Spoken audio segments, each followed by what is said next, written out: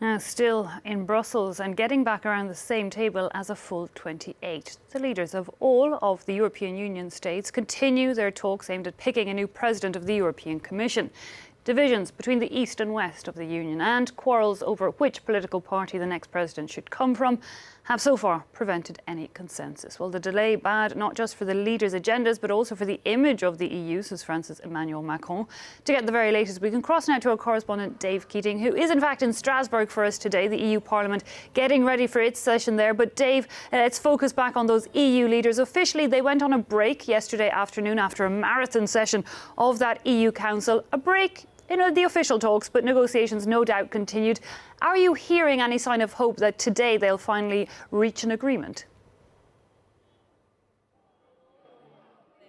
Yeah, officially this is just a continuation of the same summit rather than a new summit. I am actually hearing that they're going to keep trying this original idea that they started with on Sunday, that Frans Timmermans, the current center-left Dutch vice president of the Commission, that he would become Commission president.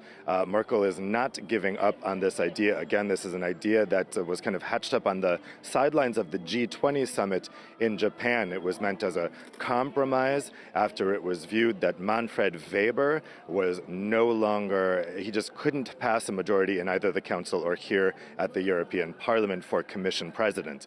I'm told that Weber has now accepted this. He's no longer trying to become Commission president, and here in Strasbourg, he's been meeting with the various political groups trying to become European Parliament president instead. But the big block on Timmermans becoming Commission president is this Eastern European bloc led by Viktor Orban of Hungary, joined by Poland. Both of those countries are not fans of Timmermans because he's gone after them for rule of law violations during his time as vice president of the European Commission. But they were joined by some of their usual allies, Slovakia and Czechia, but also Italy. Matteo Salvini, the deputy prime minister of Italy, isn't a big fan of Timmermans either. And Giuseppe Conte, who's the prime minister, was a little not sure about him, let's say, during the summit. But then there was also resistance from moderate EPP prime ministers, including Leo Varadkar.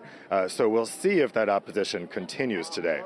And now, of course, the current EU Commission President Jean-Claude Juncker, his mandate, in fact, runs right up until October. Is it, Dave, more the Parliament where you are now that is putting a time pressure on the EU leaders? Yeah, exactly. You might wonder why the summit was called again for today. Why not give the leaders a little more time to think? Why not call it in 1 month? The reason is what's happening behind me here. It's the opening of the European Parliament here in Strasbourg. This is all the new MEPs who are taking their seats following the European election in May. And what's happening tomorrow is they will take a vote on their new president, the new president of the European Parliament. Now, that job is typically all in the mix with the other top jobs, the Commission president, the Council president, High Rep for Foreign Affairs, European Central Bank presidents. And the Parliament has said that if the Council doesn't come to a decision at this summit, then on Wednesday, tomorrow, they're just going to select their commission, the Parliament president by themselves, which would take that role out of the bargaining mix and potentially cause a big problem.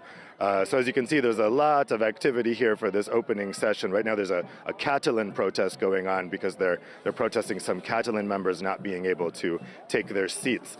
So there's a lot of excitement here for the opening session, but also people are keeping an eye on what's going on in Brussels because it certainly will affect that vote that's taking place here tomorrow for the new European Parliament president.